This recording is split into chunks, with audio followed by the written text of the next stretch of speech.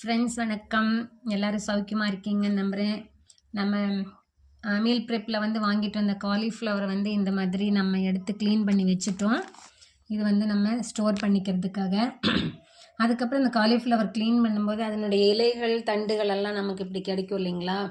இதை எல்லாத்தையும் வச்சு நம்ம சூப் ரெடி பண்ணுறதுக்கு உண்டான பொருளையும் வாங்கி ரெடி பண்ணி நம்ம மீல் ப்ரெப்பை இதில் சேர்த்து வச்சுக்கலாம்.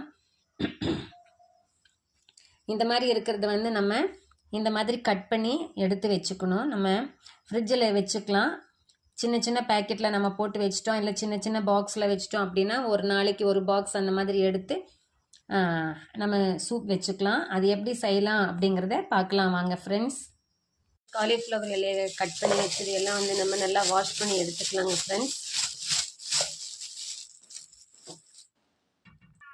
ஃப்ரெண்ட்ஸ், இதில் வந்து நான் 1.5 டம்ளர் தண்ணி விட்டு பாயில் பண்ணுறேன். அது கொஞ்சம் நேரம் குக் ஆகட்டும் கெட்டியாக இருக்கிறனால. இதனுடைய ஹெல்த் பெனிஃபிட் என்ன அப்படின்னு பார்த்தீங்கன்னா, சல்ஃபர் ரிச் காம்பவுண்ட் இதில் இருக்குது.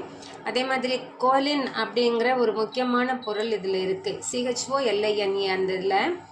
இது என்ன பண்ணுன்னா, இந்த கோலின் வந்து நம்மளுடைய லிவரில் இருக்கக்கூடிய ஃபேட்டை வந்து வெளியில் எலிமினேட் பண்ணிவிடும்.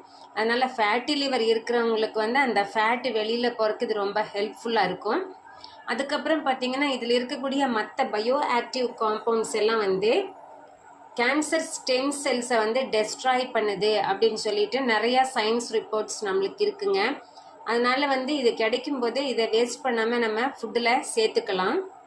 ஃப்ரெண்ட்ஸ், இது இப்போ நல்லா கொதிச்சிருச்சு. நம்ம ஆஃப் பண்ணி ரூம் டெம்பரேச்சருக்கு வர அளவுக்கு வச்சுக்கலாம். ஏன்னா இதை வந்து நம்ம மிக்சியில் போட்டு ஃபில்டர் பண்ணி எடுத்து தான் குடிக்கணும். இது நல்லா ஆறிடுச்சுங்க.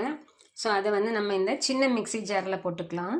இந்த மாதிரி லீஃப் பீசஸை மட்டும் போட்டுக்கலாங்க ஃப்ரெண்ட்ஸ். இந்த தண்ணி அப்படியே வச்சுக்கலாம். ஏன்னா அதை வந்து கடைசியில் நம்ம இதை மிக்ஸ் பண்ணிவிட்டு மறுபடியும் ஹீட் பண்ணிக்கணும். நமக்கு இந்த மாதிரி கூழ் மாதிரி கிடைக்குங்க ஃப்ரெண்ட்ஸ்.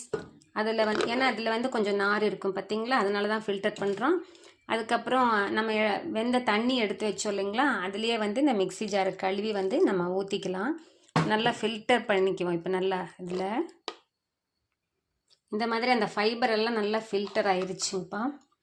இப்போ வந்து இதை நம்ம ஹீட் பண்ணிக்கலாம். பெப்பர் சால்ட் போட்டு எவ்வளோ அழகான க்ரீன் கலரில் வந்திருக்கு பார்த்தீங்களா.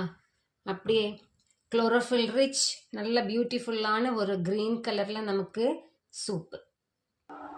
ரொம்ப கொதிக்க வேண்டியது இல்லைங்க ஃப்ரெண்ட்ஸ். ஹீட் ஆனால் போதும். இப்போ ஹீட் ஆகிடுச்சு. நான் வந்து சூப் பவுலில் பெப்பர் அண்ட் சால்ட்டு சேர்த்துட்டேன். இதை வந்து இதில் நம்ம விட்டுக்கலாம். அந்த சூப்பை இதில் வேணுங்கிறவங்க பிரெட்